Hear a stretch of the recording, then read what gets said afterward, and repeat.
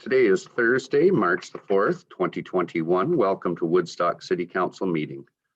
This meeting is being held electronically in accordance with Section 238, subsection 3.3 of the Municipal Act and Section 16.6.24 of the City of Woodstock Procedural Bylaw. This meeting is being live streamed on the city's YouTube channel, and a recording of the meeting will also be posted on the city's website following the meeting. An agenda of the meeting can be found on the Agendas, Meetings, and Minutes page of the city website. Councillors will be raising their hands in view of the webcam when moving a motion, requesting to speak, and when a vote is being taken. If a member of council is disconnected or having technical difficulties, we will take a recess in order to attempt to rectify the issue. If technical difficulties exist that prevent the meeting from continuing, the meeting will be adjourned and reconvened at a later time. If a councillor needs to leave the meeting at any time, they're requested to inform the clerk. Welcome. I would ask that all of the councillors turn on their web cameras now. Welcome, everyone. We have quite a full agenda today. We'll be having some presentations with our budgets. And so with that, I would ask, is there any disclosure of conflict of interest? Councillor Fraser. Thank you, Your Worship. I, Councillor Ron Fraser, declare conflicts of interest for the closed session of today's agenda, March 4th, in respect to agenda item 4-1, proposed acquisition of land. Thank you. Any other disclosures of conflict of interest? Seeing none. Disclosure of new business, matters arising from the minutes. Then we'll move on with our minutes, and we have 3 sets of minutes: our regular meeting from February 18th and our 2 special budget meetings, February 23rd and 25th, respectively. Looking for a motion. Councillor Talbot. Thank you, Your Worship. Moved by myself and seconded by Councillor Fraser that the minutes of the regular meeting of Woodstock City Council held on February the 18th, 2021, and the minutes of the special revenue budget meetings held on February 23rd, 2021, and February 25th, 2021 be adopted. Thank you. Any errors or omissions in any of the minutes? Seeing none, you've heard the motion. All those in favor? And carries. And we have no additions to the agenda or presentations. So we'll start with our delegations, and we have Clyde Glasgow, the Woodstock Cricket Club, with us today in regards to Department Report D1. Welcome.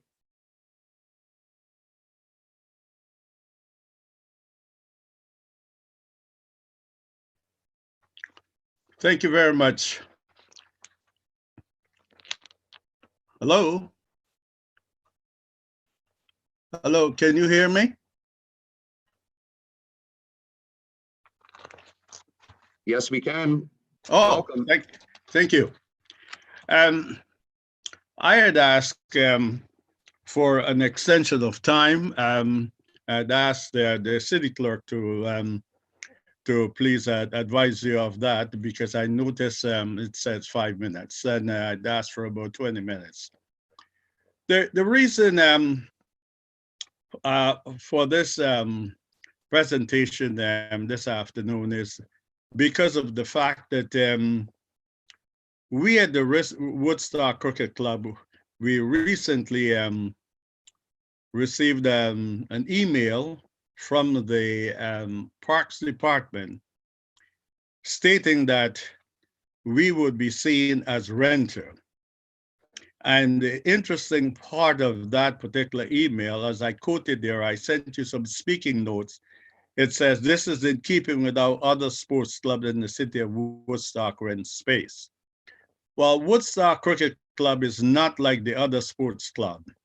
And I'm going to elaborate on that a little later on.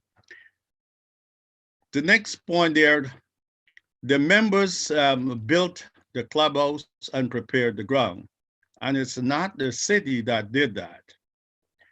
So what we have is And what has been happening recently is a continued saga of insult to the Woodstock Cricket Club, members of the Caribbean Asian communities, the local Black communities of Middlesex, London, and Oxford community, and I'll elaborate on that a little later.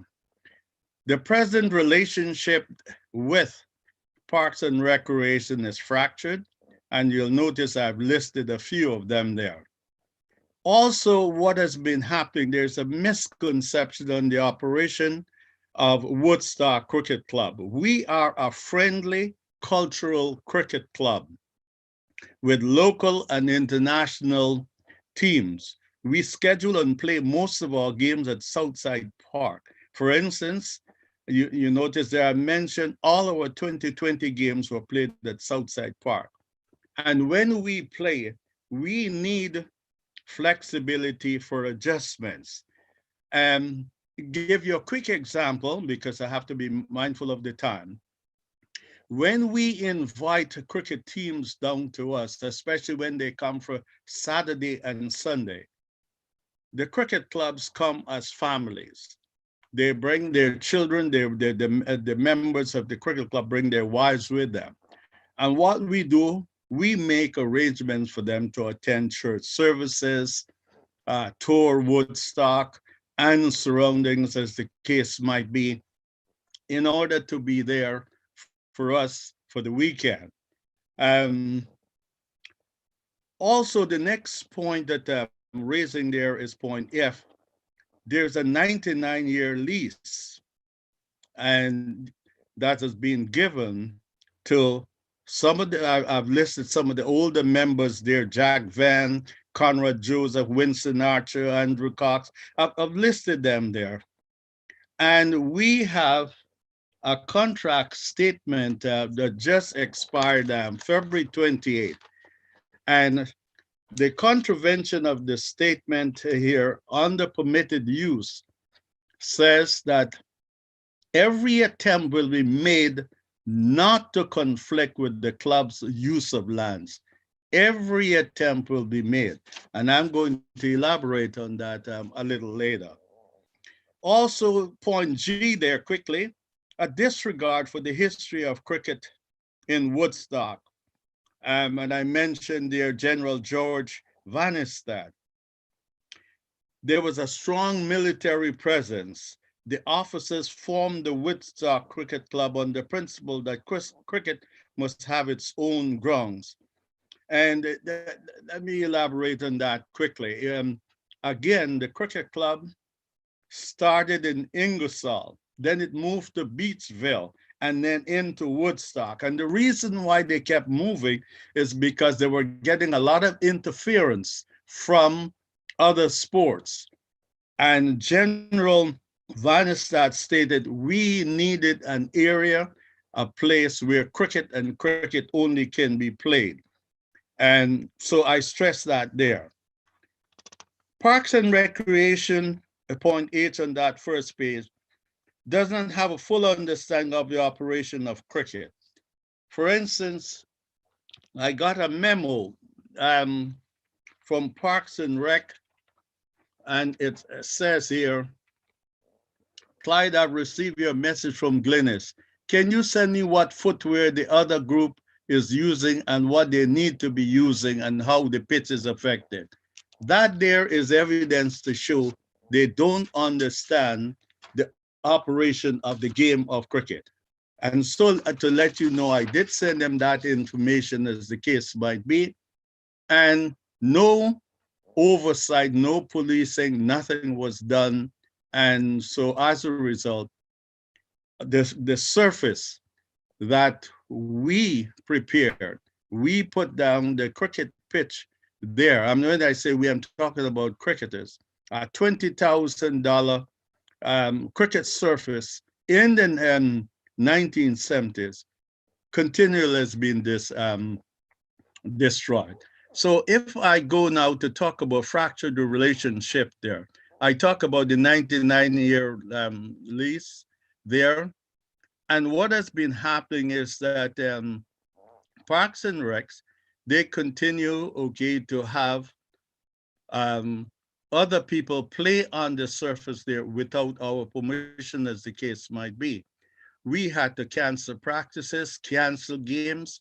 And when we have teams coming from Toledo, coming from Connecticut, whatever, sometimes we have to, in essence, reimburse these people as a result of the surface not being ready. So what has happened, you notice they have listed when other people go and play there, they leave garbage. They don't sanitize. We've asked the city to come and sanitize. No. We've asked the city to make sure the other team sanitize. No, we've called parks, the workers to come and see the situation. They've picked up garbage there. They've taken pictures of the garbage being left behind by other people. As a result, you notice there we've lost membership because people don't want to come, especially there in 2020. People didn't want to come and play when the facility wasn't clean. Accusations from the neighbors. The neighbors, we made a deal, speaking here quickly, with neighbors, especially Jim, who passed away and who was a counselor, and his wife, Pat, that Woodstock Cricket Club would not play cricket early in the morning, especially on a Sunday. And what Parks and Rec, what they did, they allowed other people to go there and play early in the morning. The neighbors accused us of breaking that particular deal. I had to go and try to smooth over the situation, let people know that it wasn't our group. They complain, as you notice there, of the loud, inappropriate language that was used there. Liquor bottles being left around, jumping over the fence. We have rules. If the ball should go over the fence, we have rules how we go to get the balls from the neighborhood. Those people have been jumping over the fence. We've had accusations from the police stating that we violated the COVID violation. I had to point out to Sergeant Westlake when he called me and said to me and accused me, said, Woodstock Cricket Club, they're breaking the rules by having large number of people. I had to say to him that no, it's not our group, it's the other group who comes there. Then you notice there, I quoted Sergeant Constable, Van Perez. He was the one that advised me that maybe what I should do is to go to the courts and get an injunction, as the case might be. I sent you a copy of that thing that I sent to him. And then I also passed that on to Chief Longworth. And eventually, after speaking with Constable Van Perez, he said to me, Clyde, by the time you folks get a settlement from the courts, it's going to be years. Wait until the present contract expires and then enter into discussion with Parks and Rec. Now, costly repairs to the playing surface. I've enclosed just 2 pictures there for you to see. And I just did a quick accounting, and it's $1,877 we spent last year to repair the cricket surface so that it can be playable. We had a conflict with the Little League baseball team on a Thursday. Normally, Thursday is our prime day, and then we practice Tuesday, Wednesday, if there's rain, whatever, that flexibility he talked about. And that was so embarrassing. Eventually, when we called the police officer who came and also was a member of the Parks and Rec used that statement there, very inflammatory. You people complain too much and you think you're always right. And I spoke to Parks and Rec about that. They were told that, oh, he's a police officer, have nothing to do with it. But the thing about it, as a retired school principal, I was dismayed because of the fact that I knew some of those parents there that had brought their kids to play baseball. And there was that confrontation. I was so embarrassed about that. Eventually we relented and we let the little kids play. Now, as I mentioned earlier, as you see that the history of the club being uh, built by the soldiers and then moved and so on, and based on the principle that cricket must have an absolute grounds. And the first game played in 1840, the ground was graded, the trees removed by the members of the cricket club, and the pitch prepared by the members, not by the city. And in 1970, when we put down that wicket there, that pitch, it cost us $20,000. And that's when the 99-year lease was given to cricket and cricket only. And when you look at our history, it's always been a situation where we've been told, be careful of interference, be careful of encroachment. Always be careful of that. And that's the kind of thing that has happened. And that brings me right into the next phase part there, which says, city staff entering without prior notification. They've gone into the building. They've changed the locks, made adjustments to the building. They've used the hydro without our permission because we paid the hydro every month. They utilize food stuff. One Thursday afternoon, coming from work from the Ministry of Education, I pulled in, saw a couple of city staff sitting, drinking Coke. And the interesting thing about it, oh, Clyde, there's only 2 Coke.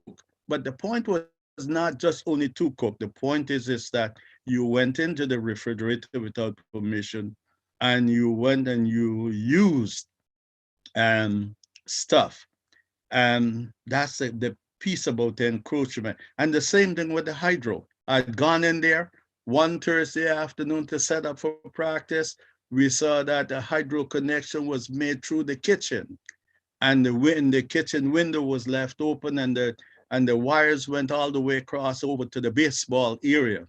And it was in there Thursday, Friday, Saturday, Sunday. Then the Monday morning, I had to go back after getting advice to tell the Parks and Rec department to remove that, because basically taking the hydro without permission is theft. They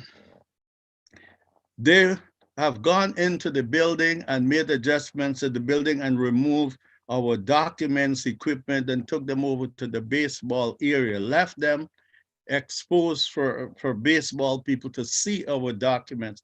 We lost equipment. I brought that to Brian's attention. And there are times when the building was left opened, okay? And as I said, equipment went missing. In terms of the next point, their lack of respect, poor communication, and communication was inflammatory.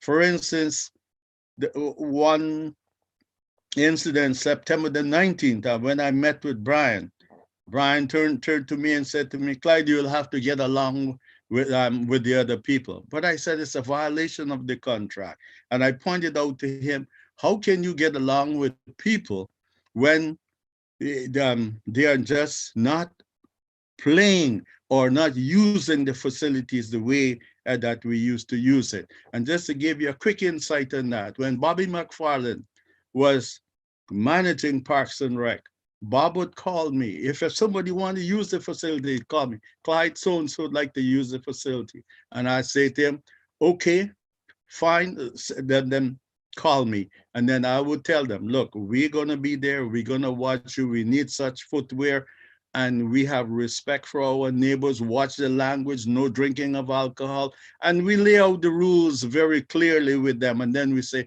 do you understand that? Yes. And then I make them sign. And then I told them, we're going to be present. We're going to have a member present. And in the event, if you you contravene any of the concerns, then we have the right to stop you playing. Very quickly moving over to the next page, how cricket functions in Ontario. There are different types of clubs, private clubs, like Sarnia, Brantford, Woodstock, you see our club police and so on. For these particular clubs here, anybody who wants to play, they must contact us, not the city, to get permission. Personal, and I mentioned one, Barrett Singh Club, just outside of Kitchener. You have to get it through Barrett. Public parks, are the parks run by the city and what's not. And these are the ones where people go and pay and rent and do whatever they want, and the city must police it. Ladies and gentlemen, we transcend geography and culture. We've always cooperated with the city for a number of years. Dark Show, July 1st, May 24th festivals are mentioned there. We've received very good support from the city. For instance, we go to St. Vincent, we go to Jamaica, we go to Florida.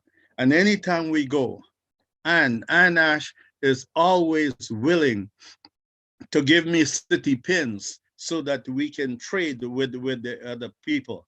I put on cows there because one year she gave me some cows and it was a Sorry hit. to interrupt, Dr. Glasgow. You'll need to wrap things up. We've run out of time. All You right. could wrap things up quickly. All right. Thank you. Okay. Can I? Okay. I was just going to get over to the. All right. Can I get over to the resolution then? You notice here on the resolution, as I said, we need the administration of the cricket club to be back in the hands of Woodstock Cricket Club. We built the facility, we prepared it, whatever.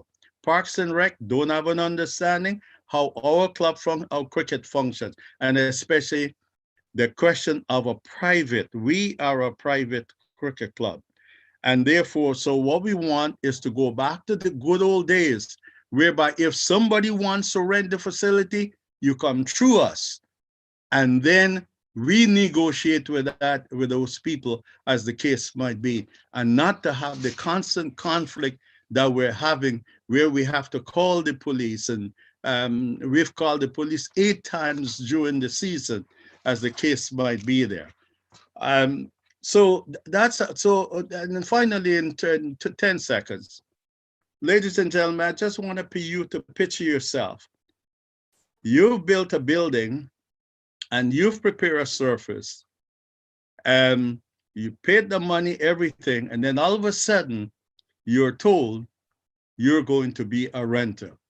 Here in a democratic society in the 21st century, something that you have built and cherished, you're going to be a renter. And so that's our contention. Our contention is that we want the administration of Woodstock Cricket Club to be returned to Woodstock Cricket Club. Thank you very much for your time, and I'm sorry that I went over. Thank you. Questions of council? Well, thank you very much. And we'll deal with that item when we get to the staff report later. And we have our next delegation. We have members of the Woodstock Environment Advisory Committee regarding their budget and a proposed climate emergency bylaw. And we're joined by Chris Kennedy. Welcome. Thanks, Mayor. Okay, we'll get right to it. I'm going to share a screen of the report that we made to council, just so everyone can be looking at the same thing. Many screens open here. Oh, that's not the one. Sorry.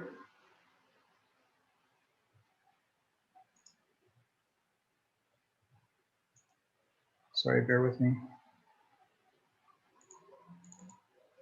There we go. Okay, so I guess I'd like to start by just thanking you for your continued support of WEAC through the years. Bit of a kind of a long report, so I'm just going to skim some of it just in the interest of saving your guys' time.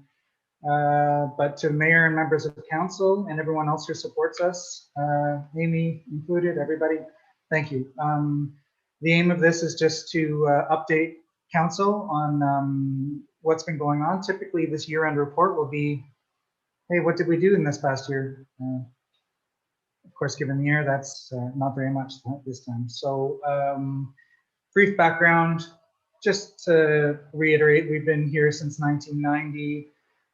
Typical role is to advise council. We also do quite a bit of public relations for new initiatives done by the city. So that's that. Because of the COVID pandemic, our 22 was pretty limited. We did try to arrange a provincial environmental advisory committee symposium, but we had to cancel it based on the conditions everyone is in.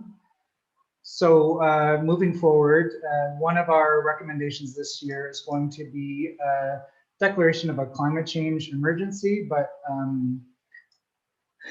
so rather than a declaration, we're hoping to have some action items to monitor annually to be able to report back to the citizens and just kind of confirm that we are doing what we say we're going to do. So in doing that, as the environmental landscape continues to shift, we act alongside with the city must pivot to better focus and reflect the current environmental concerns that have come and will continue to demand consideration in all aspects of municipal planning. In 26, Canada's climate changing report illustrated the stark future for cities in Canada. The County of Oxford, including the 3 members of Council, Woodstock Council, who vote with it, has joined the list of 650 governments around the world in recognizing that climate change is a clear and present danger to our community and the world. So in our response to date, the city and the county have continued to recognize the importance of climate change. And there certainly have been initiatives that have already been put in place that are to be commended by the city. The Oxford County has developed a 100% renewable energy plan. And the city in 2013-2014 developed the Woodstock Community Energy Plan, which had some ambitious goals and set some background numbers that we can relate to in future years and report back on. Since that time, to my knowledge, not much has been done to work on the recommendations of those, but it is a guidance document that's already there that we can look to moving forward and have reportable numbers to advise the city on. Included in that report was a commitment to reduce our total energy use and sort of coincidentally reduce our GHG emissions use. And there are numbers included. I guess what it probably sounds like is we're doing this solely because of environmental reasons, but truly the business case is very strong also. Right now we're playing a sort of a percentage of a cent per liter on natural gas and petroleum. Huge expense for the city, but by 2030, that's going to be in the neighborhood of 25 cents a liter for petroleum and much increased in natural gas. I feel like this declaration with sort of binding regulation in it will help us to stay progressive as we've tried to be in the past, and also save a lot of money for future generations. Kind of a sort of like what Indwell did. There's a little bit of initial investment cost, but their utilities moving forward are going to be much reduced to the benefit of everybody behind us, and for us to enjoy for a couple of years, hopefully. So with that sort of brief overview of that, in conclusion, the members of WEAC recognize the steps undertaken by the city already to have been further recognize the need to substantiate our continued commitment to climate change and the previously declared climate emergency. WEAC officially recognizes the immediate and future risks posed by issues surrounding climate change and seeks to have a formative stance on bringing issues to the forefront of municipal decision-making by continually challenging ourselves and Woodstock community to strive for better. So we've made some recommendations here, but in the interest of better informing council, we are going to make another presentation with the actual declaration involved, and we're just hoping to get your and staff's input before we come to council with something that's not agreeable to yourself but is still effective. So that's to come shortly. That's basically that. So it's kind of a big long-term ask, but to the mutual benefit of all citizens of Woodstock also. Thank you. Questions of council? All right, seeing none, we'll move. Looks like Mark might have it. Oh, okay, Councillor Schattenberg. Yeah, thanks a lot, Your Worship, the Mayor, to Chris Kennedy, our past chair of the Woodstock Environment Advisory Committee. I do want to say that because Elise Gabrielle is the new chair, and it is quite a great working committee. I know Chris has been with them for a number of years, and as a member of council, I was lucky enough to join them just over 2 years ago. But this terminology, climate emergency, Chris, I mean, you talked about everything except using the exact term climate emergency. A lot of communities, and even in Southern Ontario, Kitchener, London, St. Thomas, and whatnot, have sort of joined forces to create a climate emergency. In the county of Oxford does lots. Where do you think that the whole terminology places itself into the general thinking of the day in, day out consumer, as far as trying to improve our climate well, you know, we're talking about the climate emergency side of things. It can be kind of a tough thing to consider, right? Taxes are already high. Do we want to do any more initiatives than we already have? Anything that's going to cost anything right now might be a tough sell. But I think, sorry, to broadly go to the International Panel on Climate Change said we have 12 years to fix things before it's sort of irreversible. So I guess the term emergency is quite applicable because it's sort of a short-term thing that needs to be enacted now. I guess, you know, we're going to see increased weather shifts. There's going to be increased costs to the city for maintenance, stormwater, dealing with that.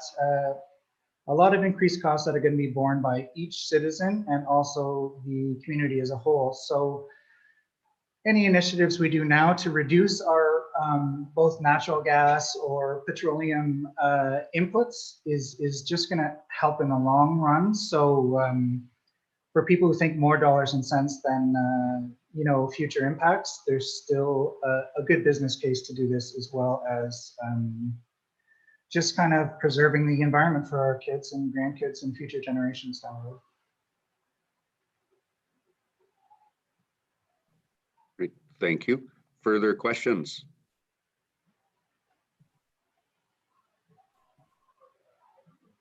I don't see anyone. Okay. So we'll move along. We will do the consideration of delegations. And so we don't need one on our first presentation, but we'll need one here on receiving the Environmental Advisory Committee. We'll go with Councillor Accioni. Thank you, Your Worship. Yeah, move by myself, the Woodstock City Council receive the annual report and presentation from the Woodstock Environment Advisory Committee as information. Thank you. And a seconder, Councillor Schattenberg. You've heard the motion. Discussion. All those in favor?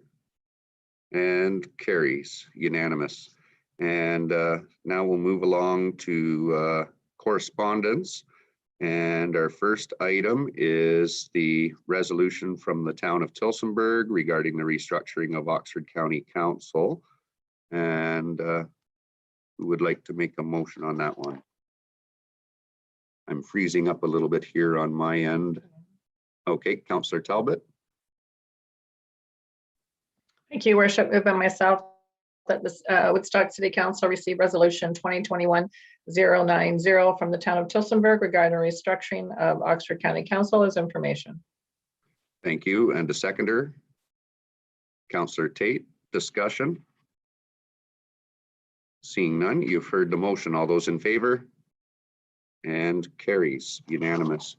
And our next item is the request to support the reduction of the speed limit on Van Sittard Ave North, just south of the roundabout. Looking for a mover on that one. Councillor Lotter. Thank you. I'll move that Woodstock City Council advise Oxford County Council that the city support the petition received from Thomas Donnelly requesting the speed limit on County Road 59 between Devonshire Road and the traffic circle at Oxford Road 17 be reduced to 50 kilometers per hour. Thank you. And a seconder on that one, Councillor Fraser. Discussion. Councillor Lotter. Mr. Donnelly had come to me about this, and he was just asking for the city to support. He's already sent this to the county too. It'll be coming on their agenda, but that it is the feeling of a lot of people in the area about the speed that some of the traffic goes, and there's a lot of, it's very built up now with a lot of families, young people crossing at Lakeview to go to the David Graham Park. And also a lot of people are walking along that area. So if the county could see their way to checking that speed out, and I know I've spoken to the police chief, and he also is having the speed checked in that area. So it's just a request for the city to support this petition that he has sent forward. Thank you. Further discussion? Councillor Schattenberg. Yeah, thanks. To further what Connie Lotter has already stated, I think the city of Woodstock could be using the Cowan Sportsplex more and more for various indoor and outdoor activities, everything from even blood donors clinics and stuff like that in the near future. But there's getting to be more and more activity in that area, and it's a very good idea to keep it tabs not only for residential purposes but other purposes in that area. And let's hope, fingers crossed, that there'll be some sort of a minor soccer season there this year as well for the outdoor playing, and of course minor football as well. Thank you. Further discussion? Seeing none, you've heard the motion. All those in favor? And carries unanimous. And moving right along, we have our staff presentations, and our first one today, we are joined by Ken Whiteford, the chair of the Woodstock Police Services Board, along with the Chief of Police, Daryl Longworth, for the 2021 budget presentation. Welcome.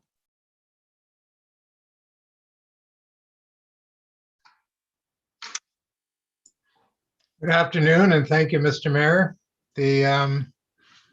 I think we can all agree that 2020 was a rather bizarre year, and continues to be a bizarre time as we move into 2021. The past year for your police force or service has been a bit of a challenge on a number of fronts. We have made progress. That will be outlined in a few minutes by the chief as he speaks to the budget. But I would like to, at this point, recognize the personnel of the police services, both civilian and sworn, for the way in which they've recognized and responded to the concerns that have been raised by this pandemic, and also by challenges that we faced on the IT security front over the course of 2020. As far as the Police Service Board itself is concerned, we've also experienced change there.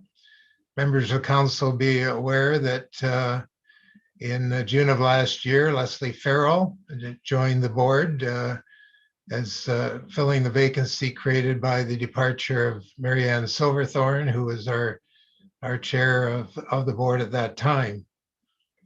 That particular change necessitated an election of a chair, and as again, council probably aware, the mayor accepted that position and served in that position until early January of this year. The other members of the board are Councillor Tate and Bo and Rye. Now, I've mentioned Marianne Silverthorne, and I want to take this opportunity to say a few words about Marianne's contribution to police governance in this city, and also at higher levels. We can trace her involvement with police governance all the way back to 2004, when she began a 5-year term as part of the former board of the Oxford Community Police Service. There was a break in her involvement, and then she was appointed by the province in 2012 to the Woodstock Police Service Board. And she immediately started to climb the ladder of the associations involved with policing. Spent 7 years as chair of the zone that our particular association is divided into zones across the province, and she chaired that zone covering Woodstock for 7 years, moved on to the director of the Ontario Police Service Board Association, spent 4 years in that capacity, and then moved on again to the Canadian Association of Police Governance, and culminated her service with a 4-year term as president of the Canadian Association. And I think we can all agree that that's a pretty significant achievement, considering that the Canadian Association represents all police services across the country, Halifax to Vancouver. I think Woodstock was certainly punching above its weight to have somebody representing them at that level for a period of time of 4 years. So I wanted just to point this out to Council, to spotlight Marianne's achievements, and to publicly thank her for what she's accomplished over the years, and again to have her recognized by both the board and people that may be watching this council meeting. Now, without further ado, I want to turn to the police budgeting. Chief Longworth is here, and I'm going to ask him to detail and summarize the budget and explain exactly where we're going to move in terms of our strategic plan that we put in place just recently, and how we're going to pursue that over the course of 2021 and years beyond. And with that, over to the chief. Thank you. Thank you, Mr. Chair, and I would certainly echo the acknowledgements and commendations for Ms. Silverthorne's contributions over the past number of years. With the mayor's permission, I will start and share my screen with the rest of you.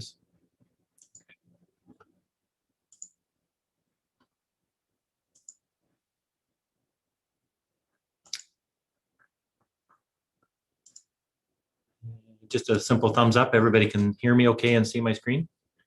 Okay. We've got you.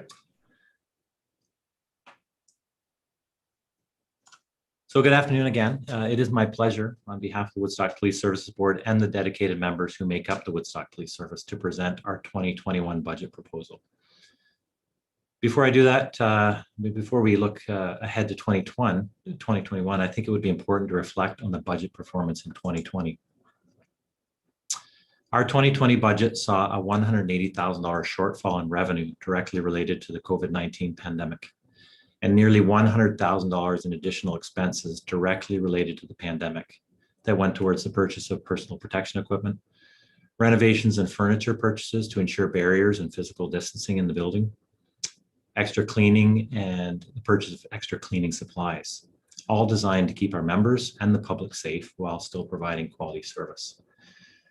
Because of this $280,000 shortfall, we had to defer some purchases and delay some hiring in order to soften the impacts on our 2020 budget in order to come out with a balanced budget at the end of the year. And we were successful in doing that.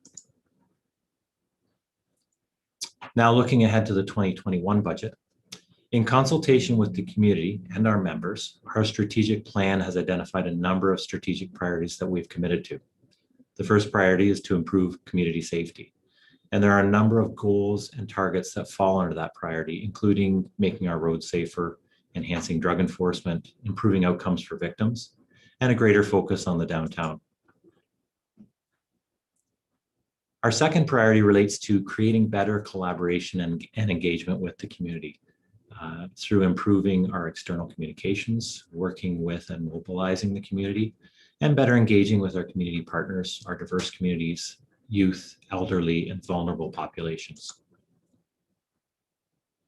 And finally, the third priority, enhancing organizational excellence by leveraging technology to make more efficient use of our resources, by looking after our members' mental and physical wellness, and enhancing our performance management and career development. This budget has been designed to ensure that we continue to be well positioned to address these priorities now and into the future. We continue to see a growth in calls for service. And even though we experienced a decline in calls for service for about a 2 to 3 month period during the initial stages of the pandemic, we still saw a slight increase in the calls overall over 2019. So although you can see that the rate of increase appears to have slowed in 2020, it's still an increase in workload and still represents a 32% increase in the number of calls we've received over the past 5 years. And what type of calls are we seeing the most significant increases in? Well, the number of 911 calls into our dispatch center continues to rise at an exponential rate. The number of weapons-related calls has risen considerably in the past year. Calls for service related to suspicious persons, unwanted persons, and trespassing. They've all increased dramatically, and although not high-profile calls, they all require at least 1 and often 2 officers to attend, fully investigate, resolve, and then complete the necessary paperwork before moving on. On a positive note, mental health related calls were down for the first time in 7 years, which, although it's just 1 year of data, and I'm cautious on relying on 1 year of data, it may be indicative that we are seeing some positive outcomes from the use of our MHART teams, our Health IM software, and ongoing mental health training. We also saw a decrease in the number of assaults and property-related crimes, your thefts, break and enters, robberies, and shoplifting in both the downtown core and the city as a whole. However, again, it's only 1 year of data, and I'm not putting too much value on those numbers, as I really think COVID may have had an impact as stores were closed, people were home more often, and therefore eliminating the opportunity to commit some of those crimes. So we know that population is growing and will continue to grow, with estimates placing the city of Woodstock's population over 50,000 by 2025. And you can see that the population, the blue line on the graph, continues to increase at a similar rate as our calls for service, which is the red line. The green line represents the linear path that our calls for service is taking as we proceed into 2021. So to answer the question, are we well positioned to address our 3 strategic priorities now? The answer is yes. We increased staffing by 8 sworn officers over the past 18 months.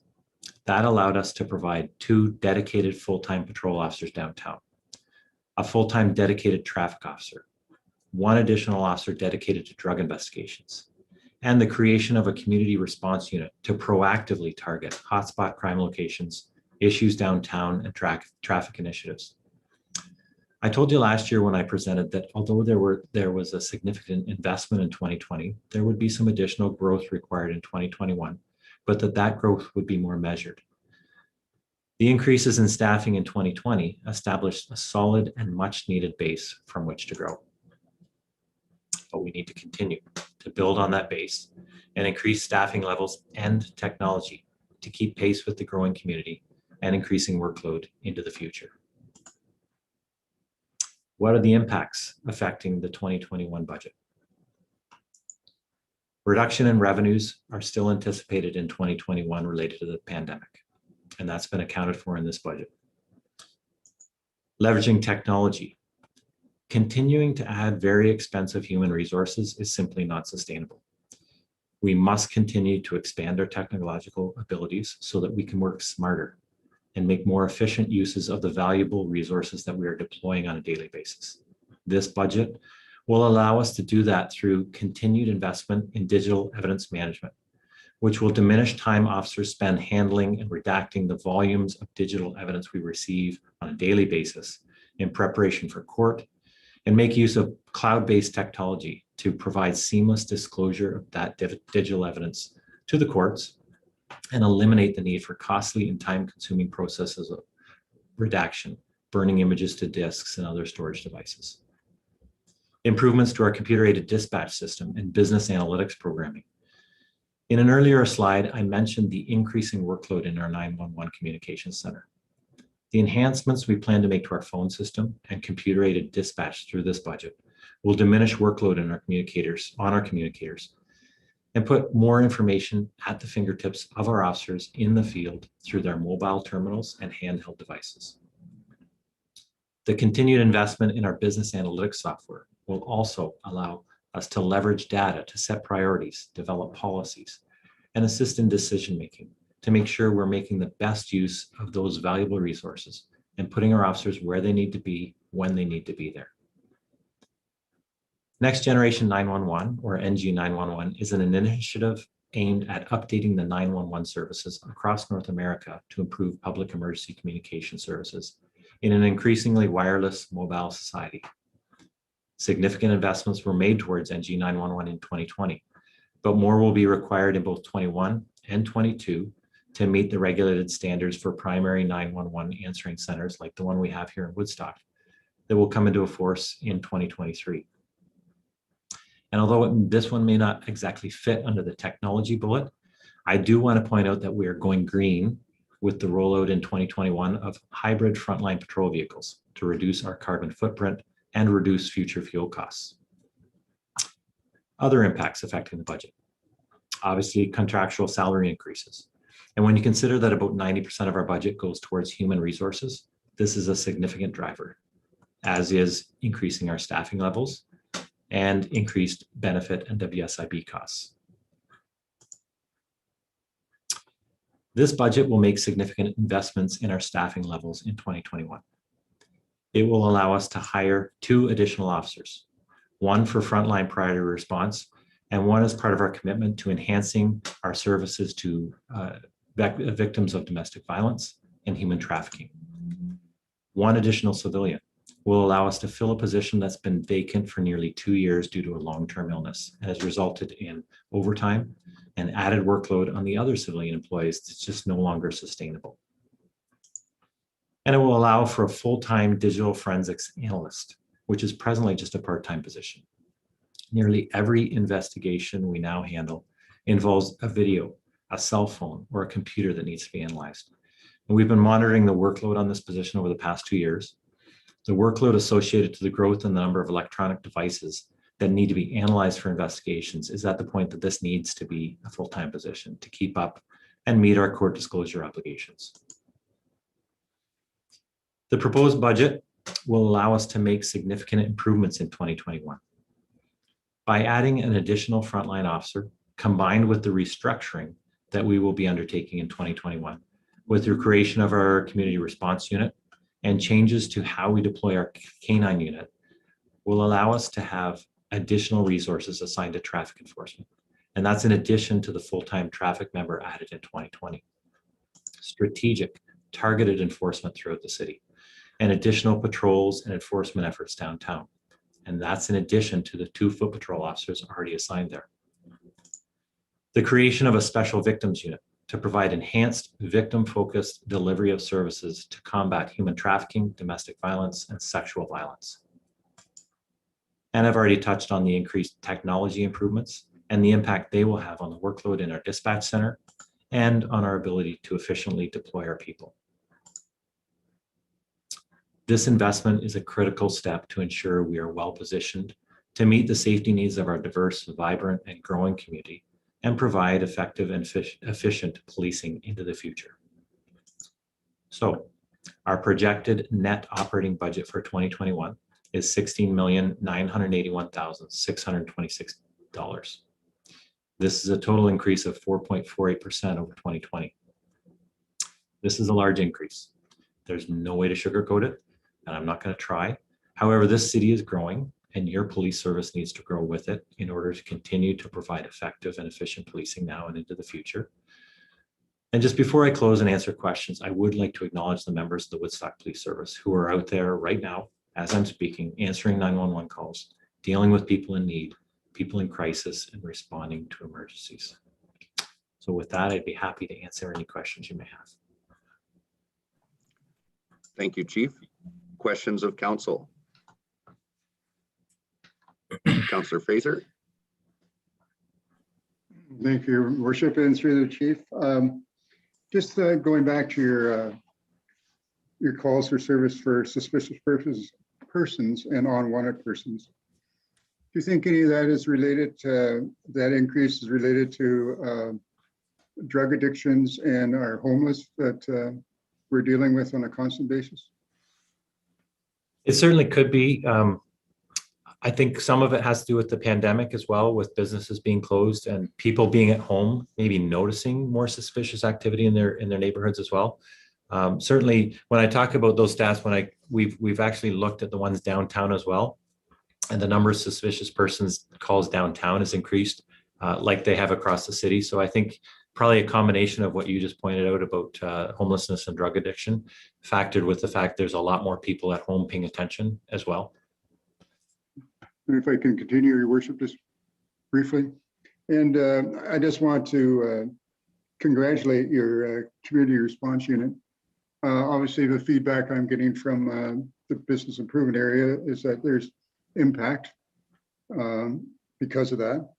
And I think also, is it the iHeart unit, your mental health unit? MHeart, yes. Yeah, MHeart. I was close.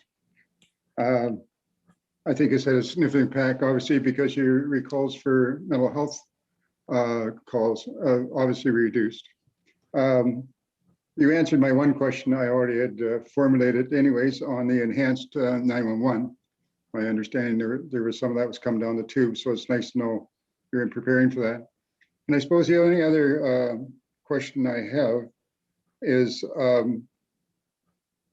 your digital forensic analyst. Is that a sworn officer position or a civilian position? That's a special constable position. So it is a civilian position, but as you know, the special constable has some enhanced authorities. So we swear them in as a special constable, even though it's still considered a civilian position. Okay. And that's about it, other than congratulating you and all your senior staff and officers for doing a good job this year. It's been a stressful year. You've had a lot of high profile cases to deal with, and everybody should be congratulated on the job they've done. Thank you. I'll pass that along. Thank you. Further questions of council? Councillor Schattenberg. Yeah, thanks a lot to our police chief. This past weekend, there was a press release issue where there was, I guess, 31 cases. Maybe that number has grown of, I guess we'll call it vandalism to personal property around the city of Woodstock and in one particular neighborhood. But give us an idea, just for general public who might be watching this, how many man hours or person hours goes into an investigation like that when you have that many cases to sort of get on file? Yeah, that'd be hard to guess. I know I've been part of analyses of investigations in the past, and so a certain, even a small, I don't want to minimize it, but a threatening case involving one person threatening another person. When we looked at that, when I was with a previous police service, it was over 400 hours. And as I touched on with the digital forensics, because it involves cell phones and the texting going back and forth, it took that amount of time, plus the investigation, plus getting statements, plus the arrest, the paperwork, the follow through on the paperwork for courts. So although it's not a specific answer to your question, I would suggest an investigation like the one we had over the weekend, probably tied up an officer for the better part of a full shift, a full 12-hour shift, and then some, just taking the initial information. That investigation has been passed on to our community response unit, and I know they've been analyzing some things. They've been going around gathering video from different houses, so that all takes time, and that all has to be imported, and that's where the digital evidence management piece comes in. And as well, the follow through, we have received some information from the public, and if I can use this platform to ask for any more help that we can get from the public, somebody out there knows who this person is, and we rely on the public's feedback as well. So it's answering the calls in our dispatch center at the front desk. So I would suggest that a case like this would be in the hundreds of hours as well when you add it all up. Thank you. Councillor Accioni. Thank you, Your Worship. Through to the chief, most of my answers were actually answered there from the other councillors. So let me just kind of say a big thank you. I know you're in a, let's call it a no-win situation anytime we go through a pandemic and everything else the city has gone through this last, let's call it 18 months now with the computer hack and everything else we've gone through. It's just been unbelievably. So I really want to say thank you. I know we are a growing city. I certainly agree that, of course, we have to grow our police force. If we like it or not, it's just a natural growth. And just want to say, we really appreciate you and your staff doing what they can, keep the increases as minimal as possible. But of course, knowing that we have no choice but to add people. And Right, I will just, pass that along. I have a big team, a very talented team behind me, so I'll pass that along. Thank you. so thank you. Thank you. Further questions of council? Seeing none, thank you very much, Chief. And we'll continue moving right along. Our next presentation is our Woodstock Art Gallery. And today we are joined by our Director and Curator, Mary Reed, as well as Lynn Moyer, our Chair of the Board. And again, the 2021 budget presentation. Welcome. Thank you very much. Good afternoon, Your Worship, Mayor Birch, City Council, and members of the audience. My name is Lynn Moyer, and I'm the chair of the Woodstock Art Gallery's Advisory Board. Along with Mary Reed, WAG Director Curator, we will be presenting the gallery's 2020 operations year in review and the WAG's plans for moving forward into 2021 and beyond. As for many organizations, 2020 was a difficult year, yet there were some silver linings which I'm delighted to share with you. I would like to first start with acknowledging some changes to the WAG board's membership. As you can see, I'm the newly elected board chair. Judy Dent has now moved into the position of past chair, and on behalf of the gallery board and staff, we would like to acknowledge her service, dedication, and passion for the Woodstock Art Gallery. I would like to extend my appreciation to the entire board for embracing virtual meetings early on. An unexpected positive outcome of moving our meetings to an online format was that it offered greater transparency to the citizens of Woodstock regarding the important work we do. During 2020, the advisory board undertook the development of two significant policies. One on finance, which has helped the organization streamline its reporting processes, and one on board recruitment and orientation process, which proved to be quite fruitful. We are pleased to welcome artist and designer Asma Kanani and Magda Strunska, chair of the Department of Linguistics and Languages at McMaster University, to our ranks. Their individual perspectives and expertise will be a much needed asset to the gallery's future growth as we move into our strategic planning for the next 5 years. And although we were a bit delayed due to the pandemic, we moved forward with the development of the gallery's 2021 to 2026 strategic plan. We have engaged the services of a well-respected consultant, Catherine Motes, who I believe some of you have already spoken with. We expect to present a high-level overview of the gallery's new strategic plan to Council in early fall. As you all know, there was an additional contribution of $125,000 from the estate of Bruce Flowers to the Woodstock Art Gallery Investment Fund. The establishment of this fund was made possible due to the initial generous donation of $250,000 from Bruce Flowers' estate. Now totaling $375,000, this investment fund will be held in perpetuity and will assist in planned giving and other donating strategies. The intent is to grow the capital of this fund so that the proceeds from the investments will further the long-term sustainability of the Woodstock Art Gallery. The earnings made from the investments will be directed towards the education and exhibition programs offered by the art gallery and towards art acquisitions for the permanent collection. We have recently received the final transfer of $61,000 from the estate, which will be directed towards the commissioning of a figurative public art sculpture project to fulfill Bruce's wishes. It is intended this new addition to the City of Woodstock's artscape will be unveiled in 2022. Thank you for your time and attention.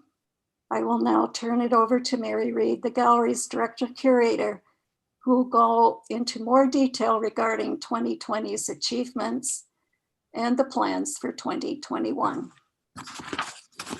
Thanks very much, Lynn. I'm going to share with you now an overview of the gallery's operation over the last year. 2020 started like every other year with the launch of our winter program starting on the Family Day weekend.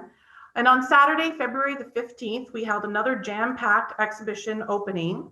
This was very followed quickly by our Family Fun Creative Day on Monday, February the 17th.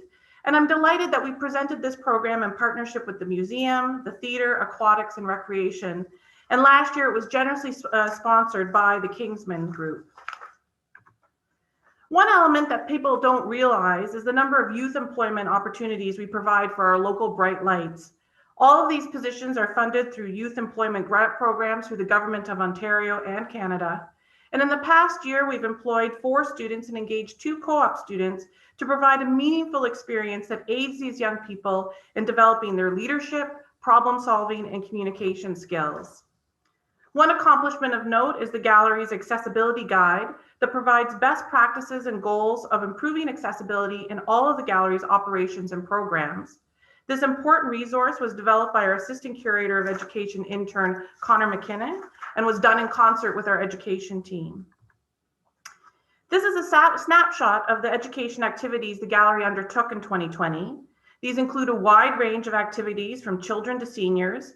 Many of these programs are offered at a cost recovery basis and are underwritten by local businesses and funders.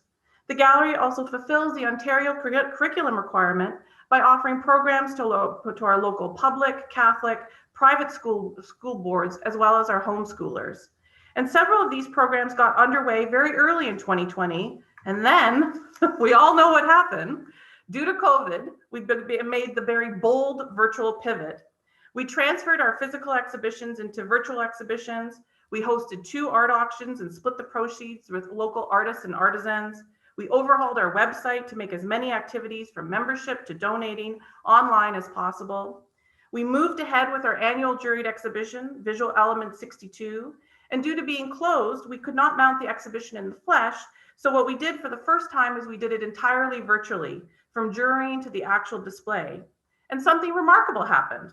We actually went viral, and not viral in terms of social media land stats, but for the art gallery, this was certainly huge. As evident, our People's Choice Award winner received over 4,000 votes. And as you can see in this slide regarding Facebook, which is our primary social media tool, the uptick in engagement we are receiving on this new virtual platform is significant. I should mention that engagement does not mean a quick view. It means that someone opened up a link, did an action such as liked, shared, or voted. And the silver lining in all of this is that the Woodstock Art Gallery is now attracting a whole new audience. The biggest impact has been on the work of the gallery's extraordinary education team. They have done the bulk of heavy lifting in this new digital programming platform.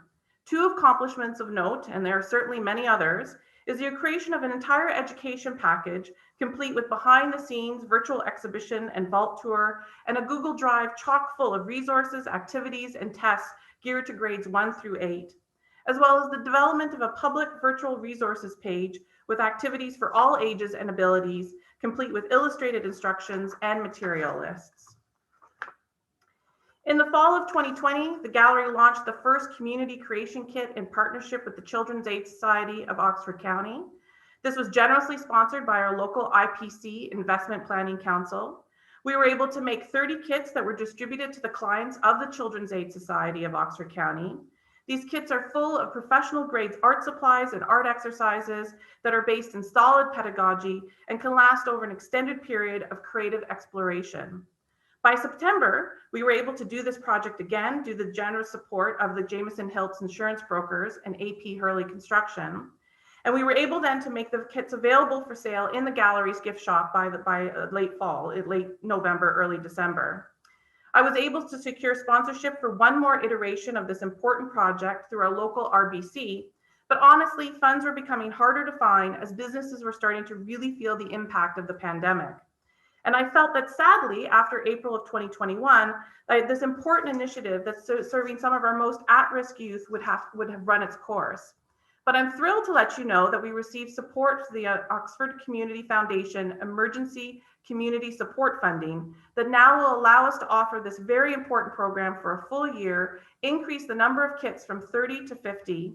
And this means that the gallery is now able to service 200 additional disadvantaged families and children in our community with an added value of $5,000 of art supplies and arguably a lifetime of creative problem-solving skills development. Before I move on in the presentation, I wanted to mention two of my staff. On the left, you see Robin DeAngelis, our Cultural Communications Coordinator, and on the right is Deanna Logan, our Education Coordinator. Both of them were selected as delegates for the Fast Forward 2020. This was a youth summit hosted by the Community Foundations of Canada and RBC. And this was a tremendous opportunity for these two rising stars in our community. Robin was given the responsibility to take over the Community of Foundations Instagram account. And over the last year, these two have been in the driving seat at the gallery.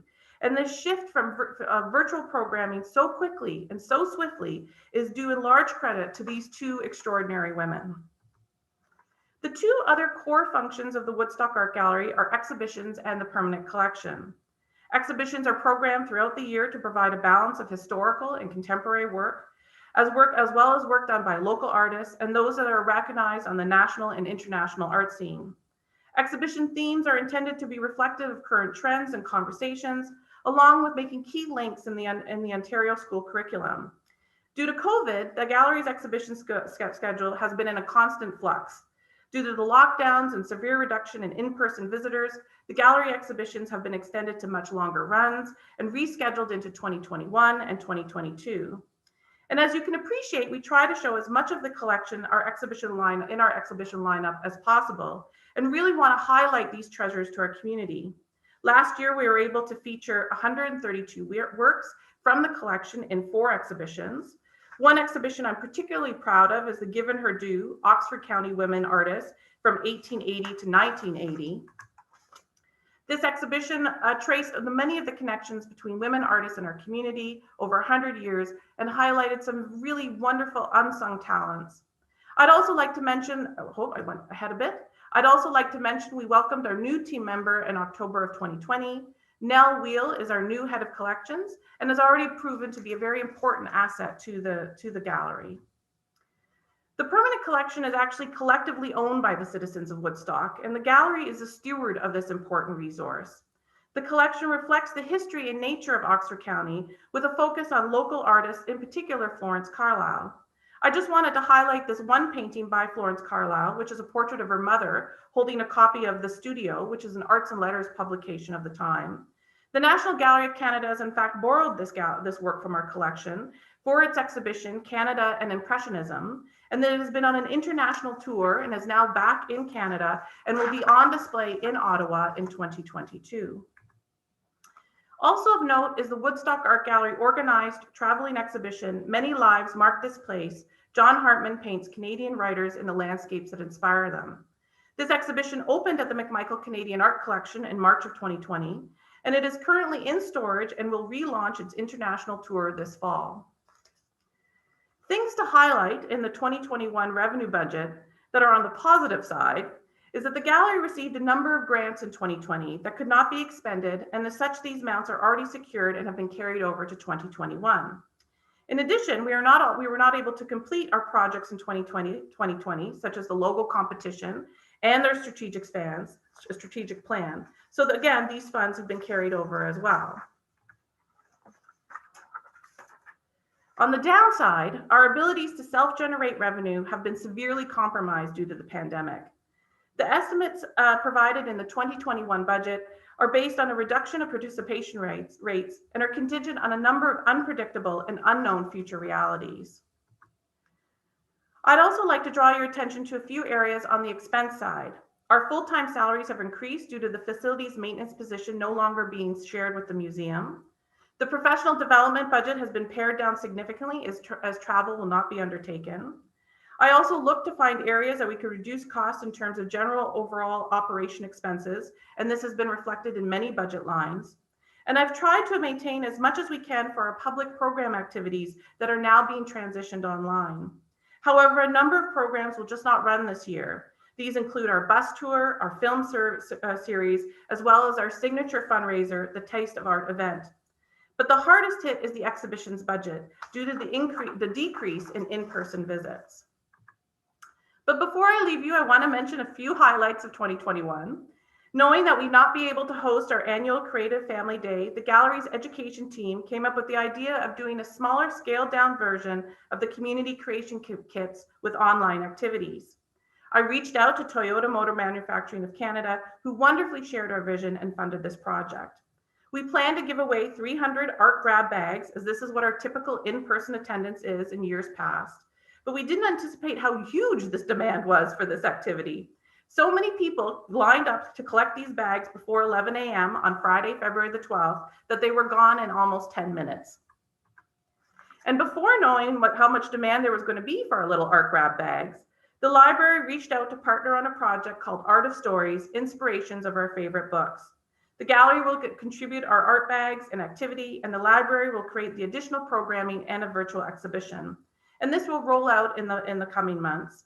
The Oxford Community Foundation has graciously agreed to direct funds from the Emergency Community Support Funding to support this program. Another exciting initiative for 2021 is that young artists will have the opportunity to showcase their talents in an online exhibition. Students from grades 9 to 12 who live or study in Oxford County are invited to submit their artwork to this new project called New Impressions, High School Juried Exhibition. The call is currently open, and the exhibition will launch in April with a special virtual event on May 26th.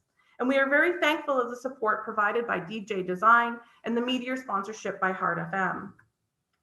The gallery is also looking to get a new look. We launched our logo competition at the end of 2020. The 3 logos that you see here are the shortlist finalists, and they are currently open for the public's feedback. And the new logo will be unveiled in the fall of 2021. And another banner project for the summer of 2021 is the annual Juried exhibition. This year, Visual Element 63 is intended to be both online and in the gallery. And again, the Oxford Community Foundation has kindly funded this exhibition through the Georges and McElroy funds. We are small, but we are mighty, and I want to acknowledge the gallery's incredible staff, which includes those already mentioned, as well as Stephanie Porter, Head of Education, Sarah Cuthbert, Gallery Operations Coordinator, and Kellen Hodgins, our Facilities Maintenance. All of these successes are shared collectively, and it is a privilege and true honor to be leading this amazing team. I'd also like to thank the City of Woodstock staff from other departments who assist the gallery's operation. It's a great benefit to work with such generous colleagues who are always willing to share and help.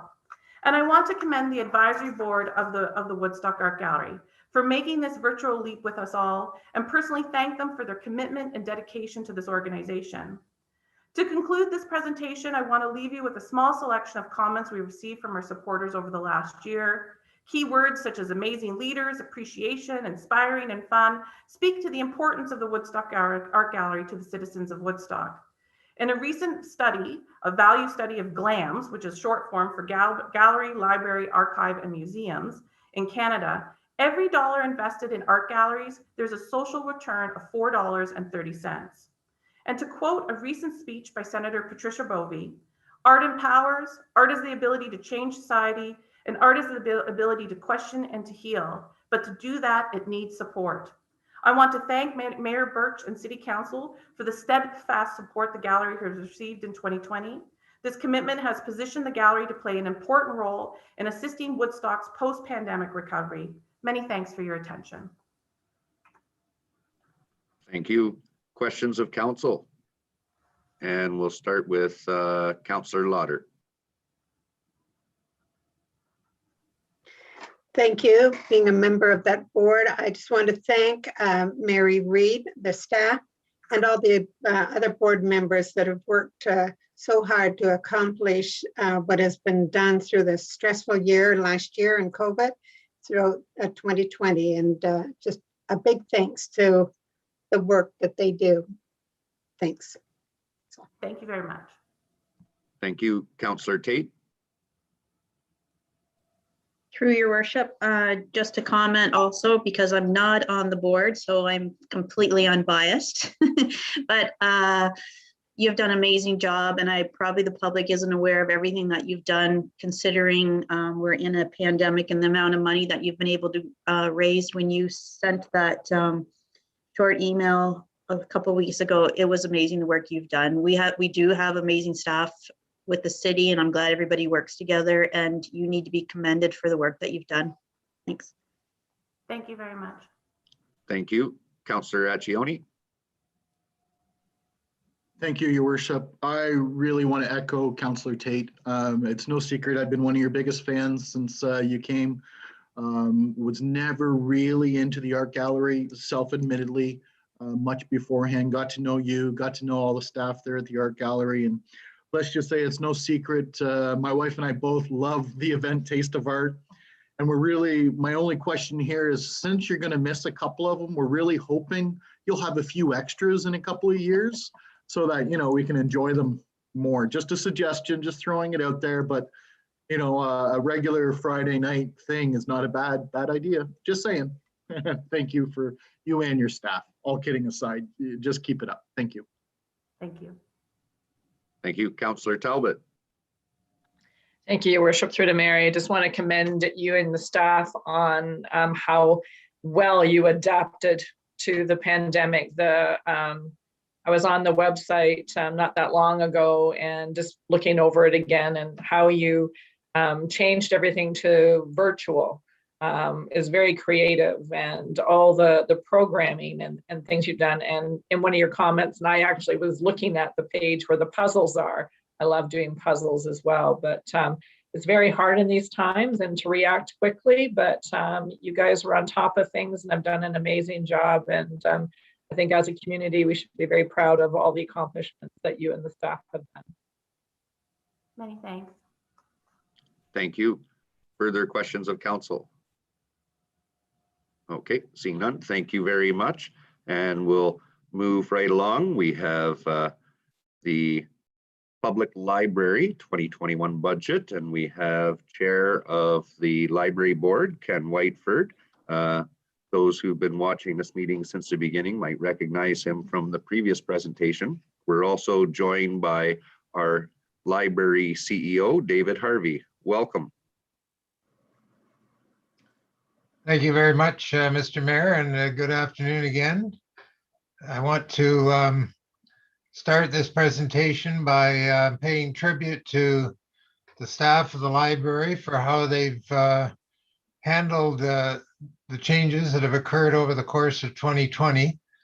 Unlike some services that the city deals with, where you can simply implement certain protocols and carry on with your operations, the library has been faced with a real roller coaster of change brought about by the pandemic. We've found ourselves having to change procedures and revamping procedures sometimes 2 to 3 times a month, just to keep up with what the province and the regional situation was in the various color codes or during the lockdown that we've experienced. The board has also experienced change over the course of 2020. Council may be aware that Vanessa Vaugville, one of the representatives that was appointed by Council at the end of 2018, did resign from the board in September due to a move outside of the city. And City Council then appointed Gary Wade as the replacement for Vanessa. And Gary has been a very supportive new member of the board, and we're very pleased to have him on board. The council will also be aware that Ross Jerry, our vice chair, has been on leave of absence. And so we've been basically a 6-member board for the last few months. And just a reminder, the other members of the board, the mayor is on the board, as well as councillors Tate and Lotter, and Marianne Silverthorne, who I mentioned earlier. Turning to 2021, the board objective is to continue to work on implementing our strategic plan, our 5-year plan. We're kind of midway through that time period. We hope to better respond to the needs of our users, especially we're hoping to see a lot of them back physically in the building during the course of 2021. And we want to focus on a key strategic priority relating to the undertaking of an expansion plan study for the library facility itself. We're a growing community, and we're going to have to address the fact that the library needs to keep up with that growth. From the standpoint of the budget, we're in what I would call a transition year, and I think we're bringing forth essentially a status quo budget. We do need to address the contractual obligations that we have with our valuable staff. We need to continue with dealing with COVID-related costs, and we have some IT projects, new ones, that need to be implemented during the course of the next 12 months, or what amounts to 10 months now. So with that, with those comments, I'm going to turn things over to our CEO, David Harvey, and David will summarize the budget and explain what it entails. Thank you. Thank you, Mr. Chair. So some numbers from 2020 year in review for the council. Despite one full shutdown of the building, despite having laid off half of our staff, despite other lockdowns, move from curbside service back into the building and then back to curbside, and despite the fact that we have to quarantine items upon return, last year we had 1.5 million library uses, which is quite a success. And that is really due to the work of staff being able to pivot and change to meet the challenges that COVID-19 has brought about. So that's of course down from the previous year of 1.9 million library uses. So you can see it was a very good year, relatively speaking. Last year we saw 273,280 items were borrowed through 121,409 visits. Now, most of those were curbside visits. So once again, people, the public, our community loved the library and used it even during the pandemic shutdown and lockdowns. There were 355,749 social engagements, and that was up from the previous year, 35%. So our Facebook, our Twitter, our social media channels became the main point of contact for many of our patrons. There were 8,874 program attendants. Now, of course, we weren't doing any in-person programming because the building's been shut. So these were all done via Zoom or YouTube. And these were things like story times for kids, and pub trivia night was moved to a digital platform using a platform called Cahoots. So that is quite a success. That's 450 to 600 people per month attending those digital programs, which is quite a success. And we saw a 26% increase in the use of our digital collections, those being our ebooks, our download audio files, our audiobooks, downloadable comics, and our free music downloads. We did accomplish a couple capital projects last year. We did get to install an adult change station in the family washroom.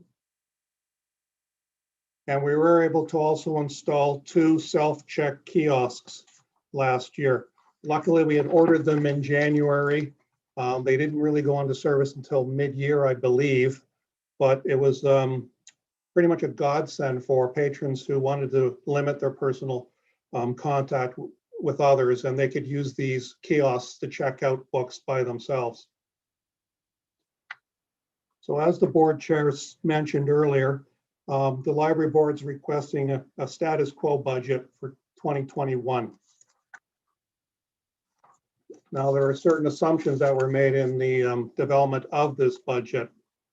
So based on past experience, we feel we can expect the following. More lockdowns and closures of the library. This may be in relationship to a third wave. There will be continued restrictions on the use of our collection and access to the building. As I mentioned earlier, we are quarantining all returned library materials for a period of 6 days before they go back out and are once again available to the public. And we're maintaining social distancing within the library and face masks as required by the province. We expect to see reduced levels of revenues from fines and fees, those being overdue fines, replacement fees for damaged and lost materials, and room rentals. We assume that there's going to be no in-person physical programming in the library in 2021. We're also expecting continued disruptions in the publishing and printing industry. One large printing company went out of business during last year. There have been delays in the publishing of bestsellers and the release dates. So all these things have an impact on us and trying to get items for people that are in demand. And we foresee, of course, the continued use of personal protective equipment and social distancing till the end of 2021.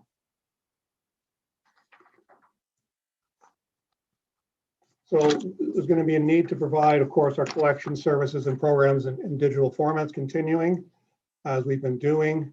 I mentioned a few earlier on. Some of our children's reading clubs are now been moved to a digital platform called Beanstack. And we're actually even doing travel logs via YouTube. And we will continue to improve our offerings and our e-collections, such as digital books, ebooks, and downloadable audiobooks. We expect a slow return to pre-COVID library usage levels. It's just going to be a matter of comfort level. So we want to ensure that people understand that we're a safe space to come, and we're taking the requirements to protect both patrons and staff. And we also expect municipal revenues to be under stress. So the library board's approved the status quo budget for 2021, given the ongoing certainty surrounding COVID-19. There are three main drivers to the library budget for 2021. Those being contractual obligations, COVID-19 related costs, and city IT projects. So under contractual obligations, there's staff pay increases in accordance with our collective agreement, and benefits increases, hydro, etc. We do note that we will be negotiating collective agreement with our union, unionized workers this year. There are COVID-related costs and actually savings. So we will be spending more, of course, on personal protective equipment for staff, those being gloves, masks, etc. We are spending more on cleaning supplies, and we're spending more on better filtration for the heating, ventilation, and air conditioning unit. And that's going to be about $6,000 an increase. We're also expecting, I mentioned earlier, a loss of fines and fees, which I'm estimating about $14,500. There will be, of course, savings on travel and attendance at conferences and programming supply costs because we're not doing in-house programming. City IT projects are also a driver. We are integrated with City IT's network and systems.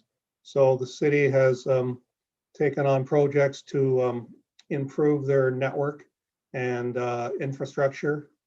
So our share will be $15,000. There's a Office 360 implementation for the library in joint with the city, which is going to cost about $5,000, and a new phone system, which once again will cost us about $8,000. So total expenditures for 2021, it's $2,913,660. Our total revenues we're estimating as $325,250. So that's a net expenditure of $2,588,410. So that's represents a 2.26% increase over the previous year.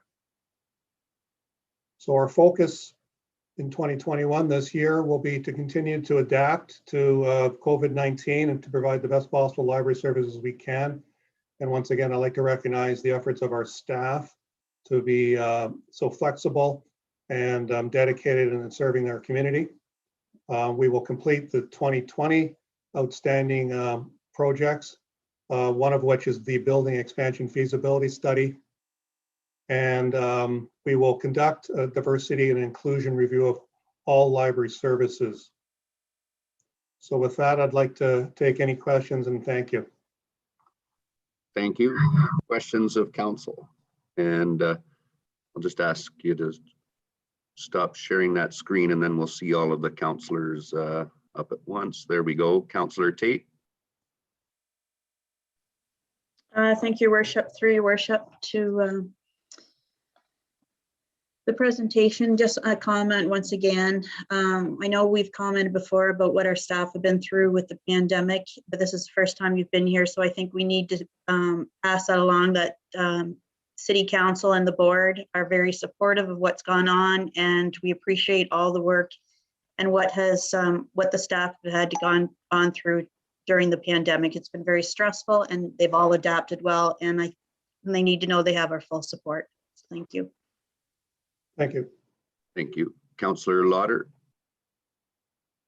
Thank you. It's a comment through to Mr. Harvey, also through the mayor. I also want to thank David Harvey and his staff for the amazing way they've handled dealing with the operations while working through these stressful times throughout 2020. And I'm sure there'll be a lot more in 2021. And many citizens, people I've talked to, just have looked so forward to being able to get back into the library and pick out their books. It's great to have the curb service. It's been wonderful for them, but it's nice to get in and pick your own books, and it'll be great to be able to participate in the programs offered in the future. So thank you again for all your hard work and the staff. Thank you. Councillor Fraser. Thank you, Your Worship, and through to Mr. Whiteford and to Mr. Harvey. I'm not being a member of the library board, but I just want to say what a fine job the board has done and what a fine job you've done with your staff, Mr. Harvey, and doing such difficult times, and you only be here for a short period of time. You've done an amazing job, just like the art gallery staff. You've adapted so well, and you make our system, us, the population in this council, proud of our systems here, of our art gallery, of our library, and keep up the good work. And please pass on to your staff. This council appreciates their efforts and their hard work greatly. Thank you. Thank you. Thank you. Councillor Talbot. Thank you, Your Worship. Through to Mr. Harvey. I failed to recognize the board of the art gallery, but and the board of the library as well as you. Same kind of comments. You guys have really adapted in a really hard environment, and going forward, you guys are doing a great job. And as everybody has stated, we're very proud of all the people we have working for the city, and I know that the city appreciates all the efforts that have been going on. So continue with the great work. Thank you. Thank you. Thank you. Councillor Accioni. Yeah, thank you, Your Worship. Through to Mr. Harvey. Again, I don't want to repeat everybody, but thank you very much, you and your staff. And it's just been amazing at how many people have actually asked me. I'm sure other councillors have experienced it, but have asked, when is the library going to be back open up? So it's really an eye opener of how many people do rely on the services you provide. So keep up doing the good work, keep it safe, and hopefully we can open things up as soon as possible. So thank you. Thank you. Thank you. Thank you. Further questions of council? Seeing none. And that's it for our presentations today. Now, all of those items will be dealt with at our next regular meeting of council as we finalize the 2021 budget. Now, next up, we have the administrative services. So first one is the expense included in the preliminary revenue fund budget. So this is all that fancy accounting about depreciation and liabilities on the balance sheet that our Treasury Department takes care of. Looking for a mover. And we'll go Councillor Lotter and a seconder. We'll go with Councillor Fraser. Go ahead. I'll move that Woodstock City Council adopts the report regarding the exclusion of post-retirement and amortization expenses from the 2021 revenue fund budget. Thank you. Discussion. Seeing none, you've heard the motion. All those in favor? And carries unanimous. And next up, we have opportunity to submit an application to the government regarding the modernization grant. Councillor Tate and a seconder, Councillor Schattenberg. I'll move the motion that Woodstock City Council authorize staff to submit an application for the modernization grant intake 2 in the amount of $74,000 for software improvements as outlined in the report. Thank you. Discussion. Seeing none, you've heard the motion. All those in favor? And carries unanimous.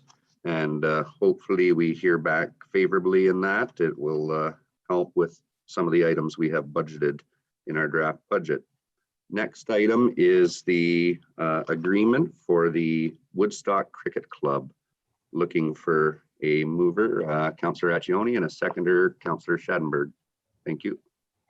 Thank you, Your Worship. I'm actually going to change things up, that I'd like the Woodstock City Council to bring a report to council for the Woodstock Cricket Club and look at all feasibilities.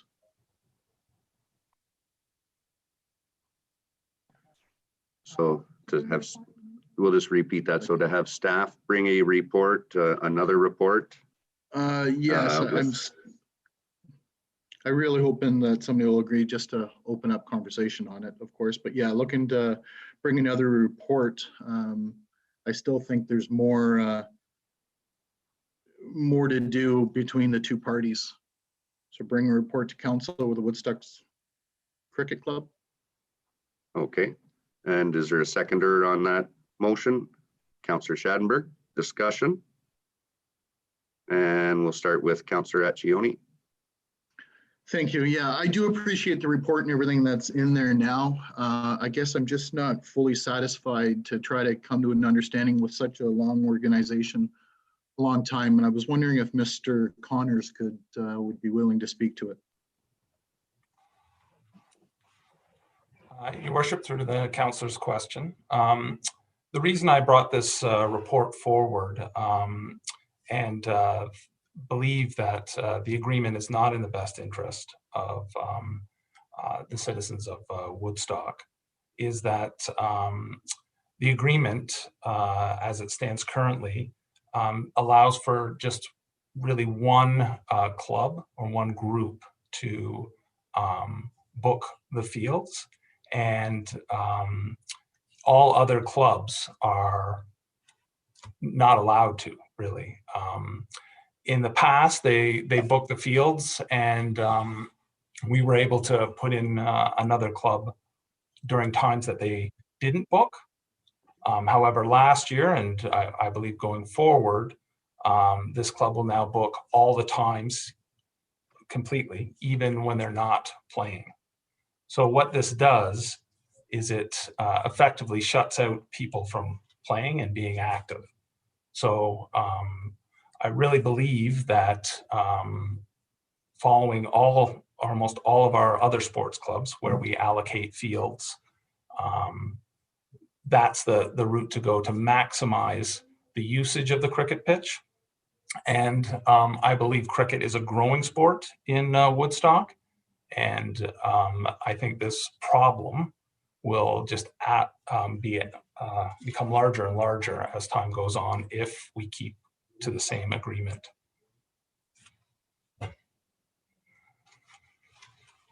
Yeah, you can keep going. Yeah, thank you, Your Worship. Okay, and I guess initially understood your report completely, and then I got thinking of the soccer club.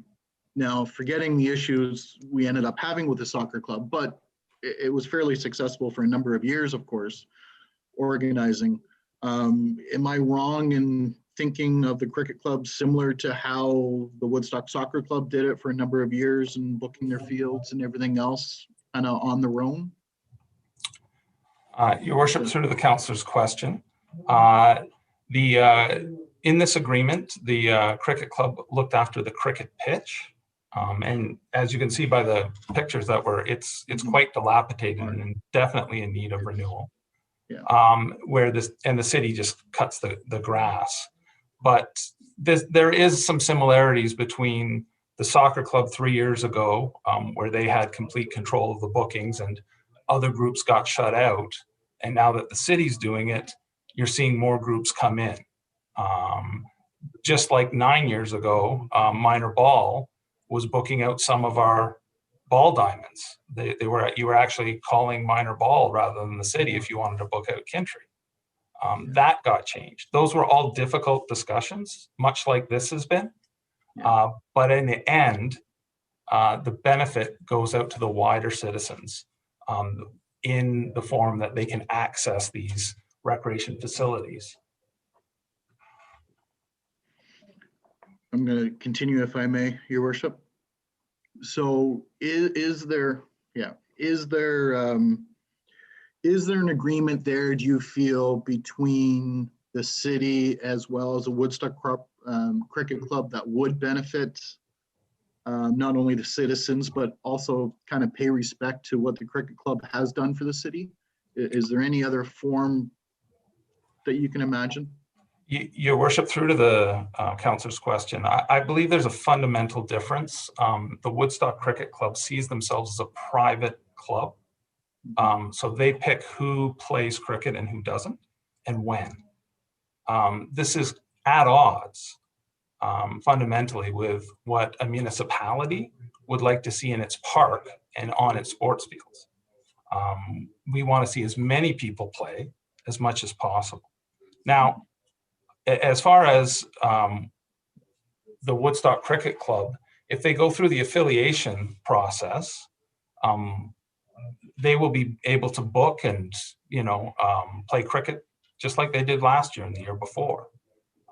So there won't be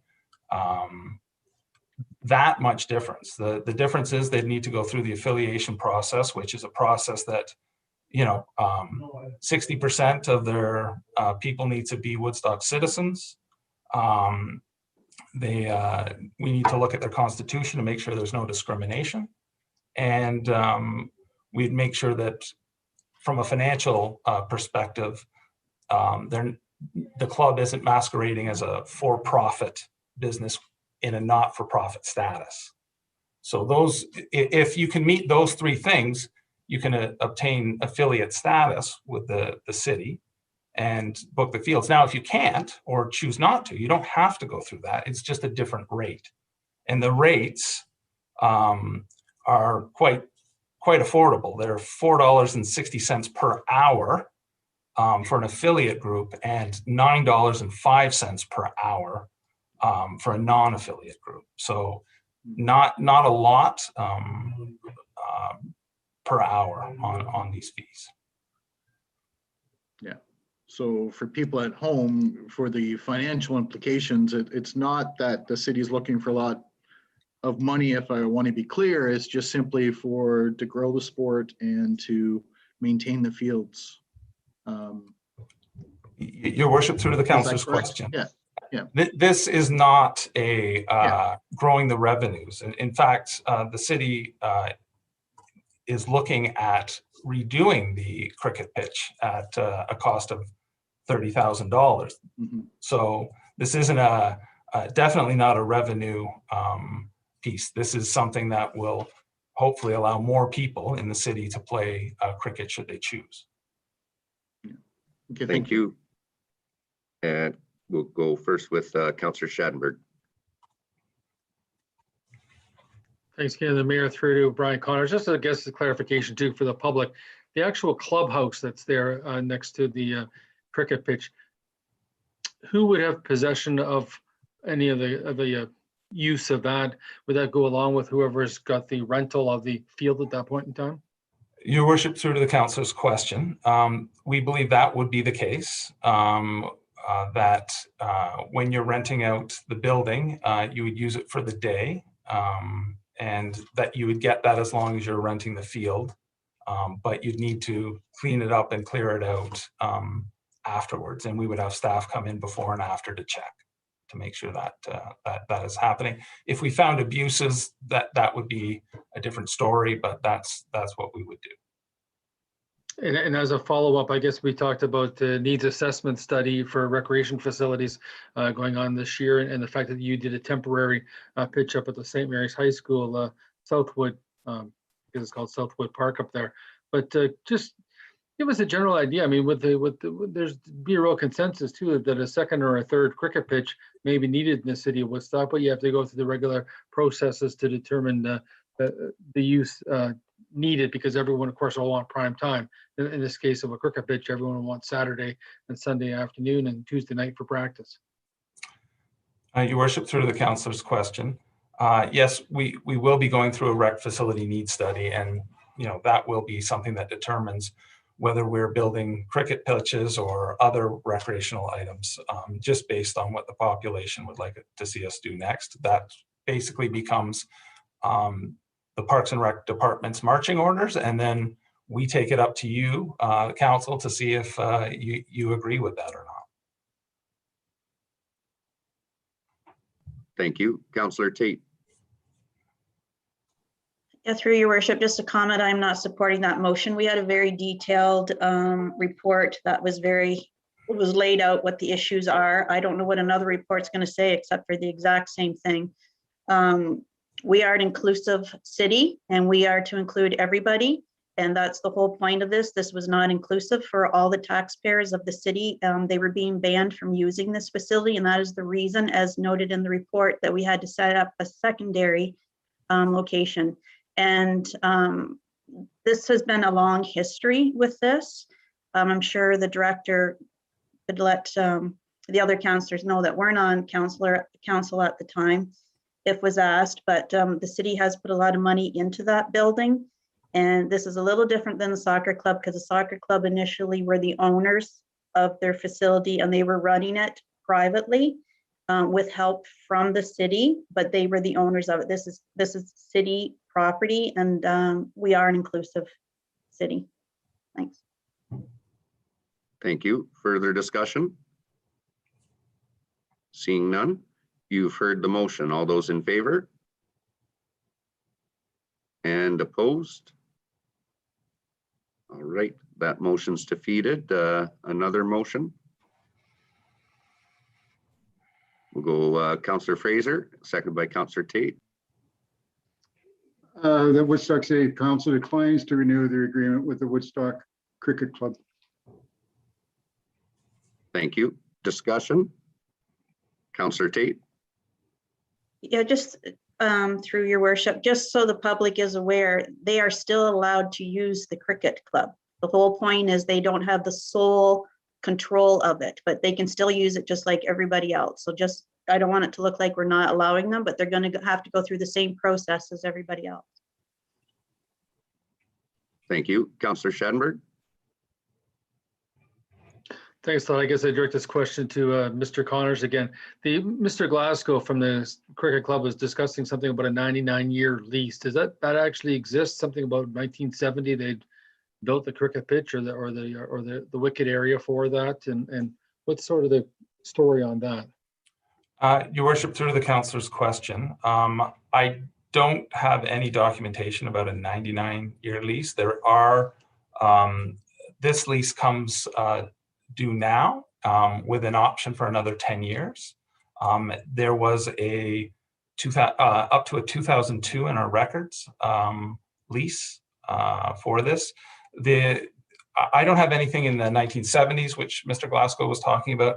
The last we do have is 2006, when the clubhouse was renovated. So there was a $45,000 Trillium grant, and then the city, I believe that the city, it looks like, were certainly the construction management, project managers, and they also put out $7,000 for Tabers to install the nets along the drive there. Thank you. Further discussion? Councillor Accioni? Thank you, Your Worship, and I do appreciate everybody having kind of the discussion there. It's just, I wanted to respect the history, though, but I do understand from your point of view, Mr. Connors, from a city's point of view, and of course, as Councillor Tate has mentioned, for the usage of with everybody in the city. So, but thank you. Thank you very much. Thank you. You've heard the motion. All those in favor? And opposed? And motion carries. Thank you very much. And our next one is the mutual support for the mass immunization clinic. Looking for a mover and a seconder. We'll go with Councillor Lotter, and a seconder, Councillor Accioni. Thank you. Thank you. I'll move that Woodstock City Council provide Goff Hall and other required spaces in kind to Southwestern Public Health in order to help facilitate a mass immunization clinic, and that a service agreement be signed to that effect. Thank you. Discussion? Councillor Lotter? Yes, through the mayor to Mr. Connors, could you just fill us in on the in-kind services that will be expected of the city to provide? And will this cost be strictly on the citizens of Woodstock, or is that the county going to be involved in this also? I do support that. I do support it, but I just would like those questions answered. Thank you. Your worship, through the councillor's question, there will be some costs that the city at present would bear if this goes through.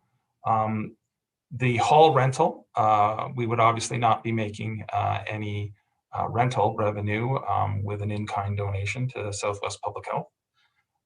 There would also be custodial services that would take place an hour before and after the clinic is opened, and depending on how long the clinic goes, if it goes outside of when that building is open, that would also be additional costs. There'll be some costs, or potentially there might be costs for IT to be on standby if there's ever any issues or problems there. And then the last smaller revenue impact would be we would not run camps, obviously, out of Goff Hall. We'd move them to the Sportsplex, and then those renters would be impacted, and there'd be some rental revenue impacted. But those right now for this initial agreement would be the cost that we can foresee. Continue, Councillor Lotter. Will there be any cost shared with the county? Because this is not just for the citizens of Oxford, of Woodstock, it is for Oxford County. And so I just wondered if there'd be any shares. Is there any talk about any sharing with the county? Your worship, through the councillor's question, at this point, this has all happened extremely fast. We toured with them less than 2 weeks ago, the Southwest Public Health. Some of the items are still under discussion. I know Southwest Public Health has said that they're planning to be able to reimburse us for some of the costs. Now, it wouldn't be like an in-kind rental cost or anything like that. But there is some plans to that, but they can't guarantee it because they have to get that from the provincial government first, and that hasn't been established. Thank you. Thank you. Councillor Schattenberg. Yeah, through to Brian Connors as well. In an effort to keep people outside during, let's say, bad weather days, as we certainly do have in April and May, will the lineup therefore be set up inside the concourse of the sort of the golf hall in the Southwood arenas, or would it be the hallway breezeway towards the Fanshawe College side, because that could close off the because of 6-foot distancing and whatnot, the viewing area from the smaller ice pad would have to be closed off as well. Has any of that been sort of looked at this point in time? Your worship, through to the councillor's question, Southwest Public Health is looking at how people are going to be entering and getting the vaccination and then exiting the facility. So they're looking at that. I know part of the process is registering people online and bringing them in smaller groups so that there's not a great big lineup for this. However, that's something that's really a public health piece as far as making sure people can access it safely and be inside, but also be socially distanced. We're really just facilitating the building that they want and there to try to help them, you know, in any way possible, but that would be a question for them. Thank you. Further questions of council? Seeing none, you've heard the motion. All those in favor? And carries unanimous. And we have 2 items left, both public works and dealing with waste management. So the first one is the bulk item curbside collection service. Councillor Talbot and a seconder, Councillor Fraser. Thank you. I'll move that Woodstock City Council approve the revision to the curbside bulk item collection schedule to 1 pickup per cycle per year, and further that Woodstock City Council approve the change to base budget in the 2021 revenue budget. Thank you. Discussion? Seeing none, you've heard the motion. All those in favor? And carries. And the next one is the hours for the environmental depot on Saturday and having those start earlier in the morning. Looking for a mover and a seconder. So Councillor Accioni and seconded by Councillor Schattenberg. Thank you. Thank you, Your Worship. The Woodstock City Council received a report regarding the revision of Enviro Depot Saturday operational hours as information. Thank you. Discussion? Councillor Talbot. Thank you, Worship. I just wanted to say that I was pleased to see this report. I was in the lineup at the Enviro Depot a couple of weeks ago, and I think there was 19 cars in front of me. That was at a 10 o'clock opening, and it only took 10 minutes for the 19 cars to be processed, so it was very efficient. But I think that, you know, people get up on the weekend and they've collected all week and they want to get rid of the stuff. So I think that this will be a welcome change to the residents so that they can carry on with the rest of their day and not have to wait until the later hour. Thank you. Further discussion? Seeing none, you've heard the motion. All those in favor? And carries unanimous. And we don't have any bylaws today, so we'll start our questions and addresses with Councillor Fraser. Thank you, Your Worship, and I'll just pass today. Thank you. Thank you. Councillor Schattenberg. I'll pass as well. Thank you. Councillor Accioni. Thank you, Your Worship. I'll be brief. Just want to tell everybody, just weather's changing, keep that in mind, but don't be fooled. We can still get some bad weather, kind of slide in between some of these really warm days. So bring a jacket, get outside, enjoy our trails, and kind of thank all the staff for, I see them out starting on stuff and cleaning up things already. So big thank you. And that's all for today. Thank you. And be safe. Thank you. Thank you. And we'll go Councillor Talbot. The only thing I have to say, Your Worship, is enjoy some of the warm temperatures that we have coming. Other than that, I'll pass. Thank you. Councillor Tate.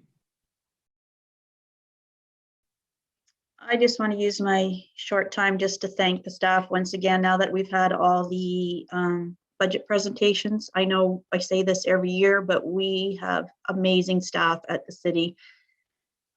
They do a great job behind the scenes. We've had a couple go through some terrible family tragedies, and they still did their job. You wouldn't even know behind the scenes what was going on. They've done a fantastic job. So I just want to thank everybody for the work that they put into it. And thanks again.